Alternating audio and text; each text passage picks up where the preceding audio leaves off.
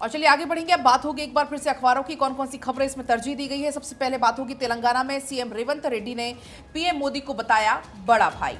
रेड्डी ने पीएम मोदी के साथ मंच साझा किया। पीएम मोदी ने तेलंगाना को दी है 56,000 करोड़ की सौगात। सीएम रेवंत रेड्डी ने केंद्र सरकार के साथ तालमेल का भी रुख दिखाया। तो ये बड़ी जानकारी है। जिस तरीके से प्रधानमंत्री मोदी लगातार बैक टू बैक दौरे कर रहे हैं, कल तेलंगाना में मौजूद थे। इस दौरान कई हजार करोड़ की सौगात, 56,000 करोड़ के प्रोजेक्ट्स का उद्घाटन हुआ, शिलान्यास हुआ। विपक्ष पर वार पलटवार का दौर भी इस दौरान देखने को मिला। तो देखिए, इस खबर का जिक्र अखबारों में भी है। अमर उजाला में भी इस खबर को प्रमुखता से फ्रंट पेज पर छापा गया है। तेलंगाना में कांग्रेसी मुख्यमंत्री बोले मोदी बड़े भाई जैसे, जिसका जिक्र पलक कर रही थी। गुजरात मॉडल अपनाएंगे। बढ़ेंगे खबरों में आके। जनादेश 2024 आर पार की तैयारी में कांग्रेस दिग्गजों को चुनावी मैदान में उतारा जा सकता है। प्रियंका गांधी लड़ सकती है लोकसभा चुनाव, ये बड़ी जानकारी। भूपेश बघेल, अशोक गहलोत को भी उतारा जा सकता है। सचिन पायलट, बीवी श्रीनिवास भी चुनाव लड़ सकते हैं। महासचिव, सीडब्ल्यूसी सदस्य मैदान में उतर सकते हैं। तो आगामी लोकसभा चुनाव को लेकर तमाम पार्टियां पूरी तरह से तैयारी में जुटी हुई है। और जनादेश 2024 आर पार की तैयारी में कांग्रेस दिग्गजों को चुनाव लड़ाया जा सकता है। प्रियंका गांधी का नाम इसमें शामिल हो रहा है। प्रियंका गांधी लड़ सकती है लोकसभा चुनाव। भूपेश बघेल, अशोक गहलोत को भी उतारा जा सकता है मैदान में। तो सचिन पायलट, बीवी श्रीनिवास भी उतर सकते हैं। अगली खबर राजस्थान से। राजस्थान में मंत्रिमंडल विस्तार की तैयारी की जा रही है। 3 विधायक ले सकते हैं शपथ, ऐसी जानकारी मिल रही है। इसमें से एक मंत्री को मिल सकती है पदोन्नति, ये भी कहा जा रहा है। मुख्यमंत्री ने राज्यपाल से शिष्टाचार मुलाकात की और इस शिष्टाचार मुलाकात के बाद में कहा जा रहा है कि राजस्थान में भी मंत्रिमंडल विस्तार की तैयारियां शुरू हो गई हैं। जहां उत्तर प्रदेश में मंत्रिमंडल विस्तार आज हो सकता है, ये जानकारी मिल रही है। और कई विधायक मंत्री पद की शपथ ले सकते हैं। इस बीच राजस्थान से भी एक खबर, जहां पर सीएम ने शिष्टाचार मुलाकात की है। राजस्थान में मंत्रिमंडल विस्तार की खबर। 3 विधायक शपथ ले सकते हैं, एक मंत्री को मिल सकती है पदोन्नति। पूजा। और चलिए आगे बढ़ेंगे। बात होगी मूडीज ने बढ़ाया भारत की जीडीपी का अनुमान। अब 2024 में जीडीपी 6.8% रहने का अनुमान। 2025 में जीडीपी ग्रोथ दर 6.4% रहने का अनुमान। और वहीं इससे पहले 6.1% का था आकलन। 2023 में बेरोजगारी दर गिरकर रही 3.1%। इकोनॉमिक टाइम्स की ये खबर और है। पूजा, फ्रंट पेज पर इकोनॉमिक टाइम्स मेरे पास, इसमें हेडलाइन दी गई है कि Moody's raises India's GDP forecast for 2024, यानी कि 6.8% उन्होंने बढ़ा दी है।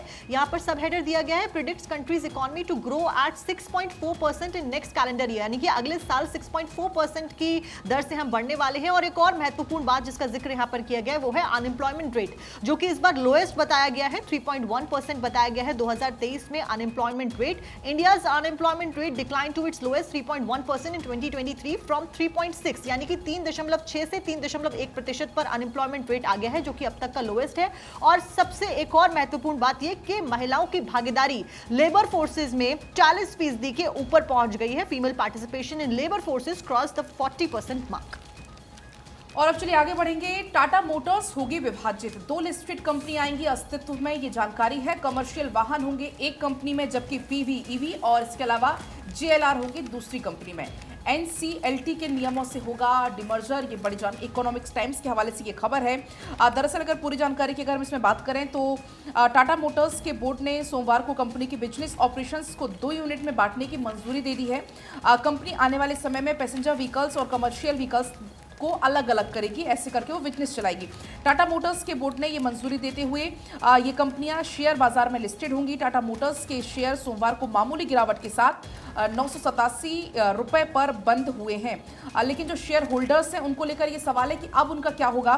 टाटा मोटर्स के सभी शेयर होल्डर्स की दोनों नई लिस्टेड कंपनी में बराबर बराबर की हिस्सेदारी बनी रहेगी, यानी कि जिसके पास भी टाटा मोटर्स के शेयर हैं उन्हें दोनों लिस्टेड कंपनियों में बराबर के शेयर मिलेंगे। बढ़ते खबरों में आगे। हमारी धरा में दबा है सोना। प्रदेश में जल्द होगी स्वर्ग की पहली खदान नीलाम और पहले चरण में 2 स्थानों पर खनन शुरू होगा। राजस्थान में विभाग ने तैयारी शुरू कर दी है। तो राजस्थान में विभाग ने इसे लेकर तैयारी शुरू कर दी है। दरअसल हमारी धरा में दबा है सोना और प्रदेश में जल्द होगी स्वर्ग की पहली खदान की नीलामी। पहले चरण में 2 स्थानों पर खनन की प्रक्रिया शुरू की जाएगी। आगे बढ़ते हैं। लीक पेपर से नौकरी, टॉपर सहित 15 थानेदार पकड़े गए हैं, 3 फरार बताए जा रहे हैं। पेपर लीक को लेकर एफआईआर दर्ज करा दी गई है। राजस्थान में सबसे बड़ी कार्रवाई की गई है। अब तक की 20-20 लाख रुपए देकर पेपर्स खरीदे गए थे, लीक किए गए थे। भर्ती पर संशय लगातार बरकरार है, लेकिन फिलहाल एक्शन लिया गया है और एफआईआर दर्ज की गई है। कार्रवाई लगातार जारी है। भर्ती पर संशय हालांकि बरकरार है। पेपर लीक के बदले नौकरी का पूरा मामला। और चलिए आगे बढ़ रहे हैं। स्वीडिश कंपनी भारत में बनाएगी रॉकेट लॉन्चर, अत्याधुनिक रॉकेट लॉन्चर करेगी तैयार। हरियाणा में इसका उत्पादन होगा। कार्ल गुस्ताफ M4 का होगा निर्माण। तो ये एक और अहम जानकारी, स्वीडिश कंपनी भारत में अपने यहाँ रॉकेट लॉन्चर बनाएगी, अत्याधुनिक रॉकेट लॉन्चर तैयार करेगी। हरियाणा में इसका उत्पादन होगा। कार्ल गुस्ताफ M4 का निर्माण होगा। और अब चलिए आगे बढ़ेंगे। एक और बड़ी खबर आपको बताएंगे। डीएमएफ में 40% कमीशन से 500 करोड़ का घोटाला। ईडी को 2022-23 में घोटाले की जानकारी मिली थी। कोरबा जिले में 500 करोड़ रुपए के घोटाले की जानकारी मिली थी। छत्तीसगढ़ में 2000 रुपए के भुगतान के एवज में कमीशन की भी जानकारी इसमें मिली थी। डीएमएफ में 40% कमीशन से कुल 500 करोड़ का घोटाले की बात सामने आई है। बढ़ते खबरों में आके पाकिस्तान की गुजारिश, भारत से डायरेक्ट फ्लाइट अब फिर से शुरू हो। आतंकवाद पर रोक के बिना भारत इसके लिए तैयार नहीं है। पाक ऑपरेशनल बोले, हमें तो बस हरी झंडी का इंतजार है। आर्मी चीफ मुनीर संभाल रहे हैं आर्थिक मोर्चा। तो ये बड़ी जानकारी आपको दे रहे कि देखिए पाकिस्तान की गुजारिश और भारत से डायरेक्ट फ्लाइट फिर से शुरू हो। ये कहा गया आतंकवाद पर रोक के बिना भारत तैयार नहीं है भारत की तरफ से। और पाक ऑपरेशनल बोले, हमें तो बस हरी झंडी का इंतजार। खबर अब राजस्थान से, जहां पर विकास की नई इबारत एक्सप्रेसवे से जल्द जुड़ेगा कोटा। भारतमाला परियोजना के तहत जल्द दौड़ेंगे वाहन। कोटा से जयपुर पहुंचेंगे 2.5 से 3 घंटे में और कोटा से दिल्ली करीब 4 घंटे में पहुंचा जा सकता है। तो ये सफलता की नई इबारत राजस्थान के द्वारा लिखी जा रही है, जहां पर एक्सप्रेसवे के ऊपर तेजी के साथ में काम किया जा रहा है। भारतमाला परियोजना के तहत जल्द दौड़ेंगे वाहन और जो टाइम है वो कम होगा, स्पीड में इजाफा होगा, यानी कि ओवरऑल जनता के लिए अच्छी खबर। और चलिए आगे बढ़ते हैं, बात करेंगे राजस्थान की, जहां पोखरण में भारत शक्ति को फिर दिखेगी भारत की सैन्य शक्ति।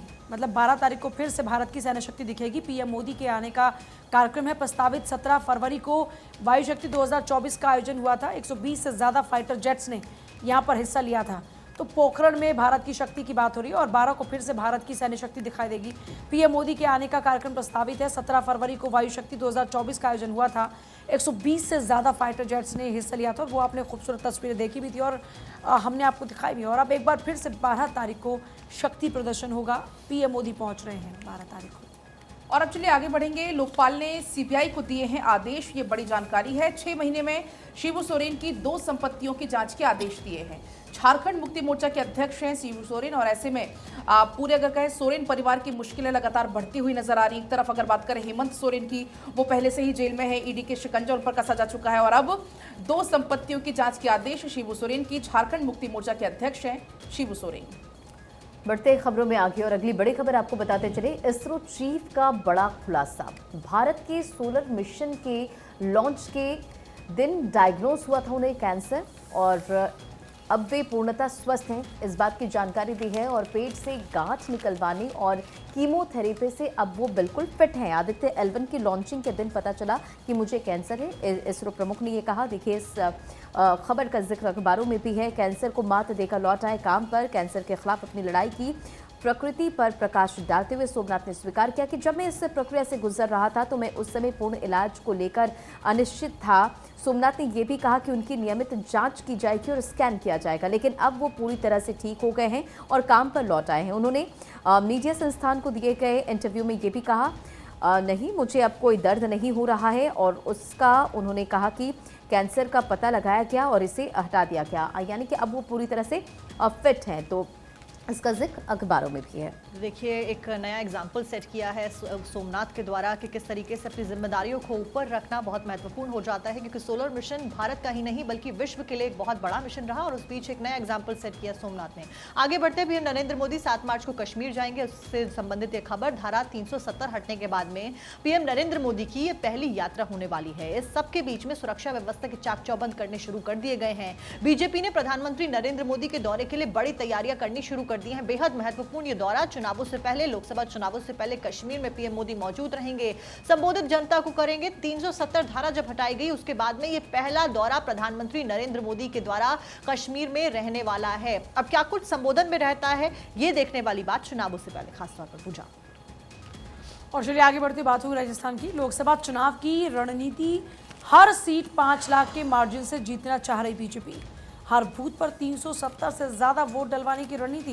राजस्थान में 51,187 बूथ हैं, 1,90,00,000 वोट ज्यादा डलवाने की तैयारी है।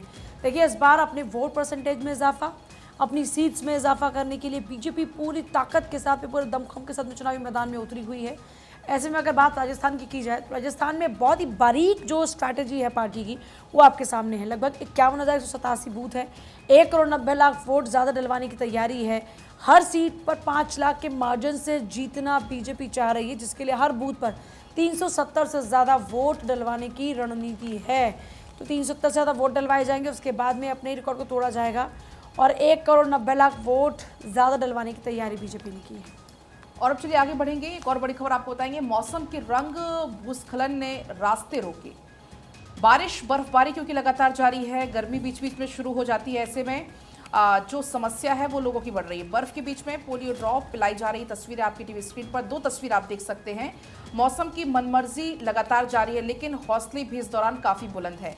देखिए कैसे बदलते हुए मौसम, बिगड़ते हुए मौसम के बीच में जो छोटे बच्चे हैं उन्हें पोलियो ड्रॉप पिलाई जा रही है। पर्यटकों को खतरे वाली जगह ना जाने की भी इस दौरान सलाह दी जा रही है कि आप अभी क्योंकि मौसम बहुत फ्रिक्वेंटली बदल रहा है और ऐसे में अभी आप ऐसी जगहों पर मत जाइए। मौसम की मनमर्जियाँ क्योंकि लगातार जारी है। बांदीपुरा की तस्वीरें आप देखिए जम्मू कश्मीर की, जहाँ पर जहाँ तक आपकी नज़र जाएगी आपको सिर्फ और सिर्फ बर्फ़ की सफ़ेद चादर नज़र आएगी। लेकिन इसी बीच बच्चों को पोलियो ड्रॉप भी पिलाई जा रही है।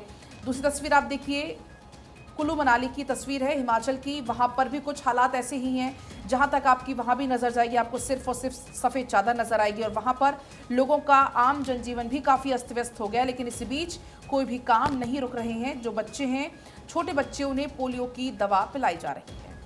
बिल्कुल, तो देखिए मौसम का मिजाज बदला हुआ है और बर्फबारी की वो तस्वीर आप देख रहे हैं। गुरेज, बांदीपुरा, जम्मू कश्मीर की तस्वीर, हर तरफ बर्फ की मोटी चादर और इस बीच पोलियो ड्रॉप जो है वो बच्चों को दी जा रही है। तो बांदीपुरा की तस्वीर और हिमाचल प्रदेश के कुल्लू मलाना की भी तस्वीर आप देख रहे हैं, जहां बर्फबारी के बाद किस तरह से बर्फ की मोटी चादर हर तरफ बिछी हुई नजर आ रही। बढ़ते खबरों में आके टीडीपी नेताओं के ठिकानों पर पुलिस की रेड पड़ी है, बड़ी खबर आपको बता रहे। और इस छापेमारी के दौरान भारी मात्रा में करेंसी मिली है। टीडीपी के नेल्लोर प्रत्याशी पोंगू नारायण के ठिकानों पर यह रेड पड़ी है। टीडीपी ने लगाया पुलिस के दुरुपयोग का आरोप। तो ये बड़ी खबर है। टीडीपी नेताओं के ठिकानों पर पुलिस का शिकंजा यहां पर कसता हुआ नजर आया है और रेड में भारी मात्रा में करेंसी नोट मिली है। पोंगुरु के नारायण के ठिकानों पर ये रेड पड़ी है। आगे बढ़ते हैं। सुप्रीम कोर्ट ने संविधान की दी है व्याख्या। राष्ट्रपति, उपराष्ट्रपति और राज्यसभा चुनावों को संसद कार्यवाही का हिस्सा यहां पर बताया गया है, जबकि ये चुनाव अक्सर होते हैं सत्रवासन के दौरान। तो सुप्रीम कोर्ट ने संविधान की दी है व्याख्या।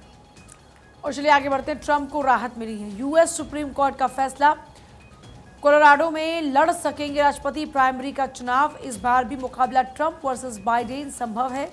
पद पर सबसे ज्यादा उम्र का बनेगा रिकॉर्ड। तो देखिए एक राहत की खबर है ट्रंप के लिए। यूएस सुप्रीम कोर्ट का फैसला, कोलोराडो में वो चुनाव लड़ पाएंगे, राष्ट्रपति प्राइमरी चुनाव लड़ पाएंगे। इस बार भी मुकाबला ट्रंप वर्सेस बाइडेन ही संभव है। पद पर सबसे ज्यादा उम्र का रिकॉर्ड इस बार जरूर बनेगा।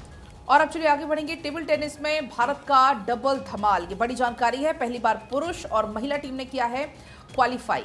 ओलंपिक के आपको बता दें लिए क्वालिफाई किया है। एक ही कोच के 2 एथलीट ओलंपियंस हैं। तस्वीर आपकी टीवी स्क्रीन पर है। तो डबल धमाल भारत का, ना सिर्फ महिला बल्कि पुरुष और महिला दोनों ही टीम ने यहाँ पर क्वालिफाई किया है। ओलंपिक के लिए क्वालिफाई यहाँ पर किया गया है। टेबल टेनिस में अब भारत का धमाल आपको देखने को मिलेगा। तो टेबल टेनिस में भारत का डबल धमाका, पहली बार पुरुष महिला की टीम पहुंची और ओलंपिक को यहाँ पर क्वालिफाई किया। बढ़ते हैं खबरों में आगे। रामेश्वरम कैफे ब्लास्ट मामले से जुड़ी हुई बड़ी खबर आपको बताते चले। एनआईए अब इस पूरे मामले को लेकर जांच पड़ताल करेगी। बेंगलुरु समेत 7 राज्यों में एनआईए की टीम छापेमारी करते हुए नजर आएगी। देखिए, गृह मंत्रालय ने बेंगलुरु के रामेश्वरम कैफे में बम धमाके की पूरी साजिश का पता लगाने के लिए इसकी जांच राष्ट्रीय जांच एजेंसी को सौंप दी है और इसका जिक्र अखबारों में भी है। एनआईए की एक टीम शुक्रवार को बेंगलुरु का दौरा कर घटनास्थल का मुआयना करती नजर आई और उसकी रिपोर्ट के आधार पर ही केंद्र ने यह फैसला लिया है। इस पूरे मामले को लेकर लगातार जांच पड़ताल लगातार की जा रही है और सूत्रों के मुताबिक कर्नाटक में 2022 से 3 आतंकी घटनाएं हुई, जिसमें 10 लड़कों की एक गिरोह की बात सामने आई थी और एनआईए को शक है कि ये गिरोह काफी सुनियोजित तरीके से काम कर रहा है। अब इसे लेकर पूरी कार्रवाई आगे बढ़ रही है। इस बीच जयपुर से बड़ी खबर सामने आ रही है। बड़ा हादसा जयपुर में हुआ है। इमारत का बेसमेंट ढह गया है और ये बड़ा हादसा जयपुर में। हादसे में 3 लोगों की मौत की जानकारी फिलहाल मिल रही है। तो इमारत के बेसमेंट ढहने की वजह से बड़ा हादसा, और देखिए तस्वीरें भी सामने आई है। जयपुर से तस्वीरें आप अपनी स्क्रीन पर देख रहे हैं, जहां पर ये बड़ा दर्दनाक हादसा हो गया है।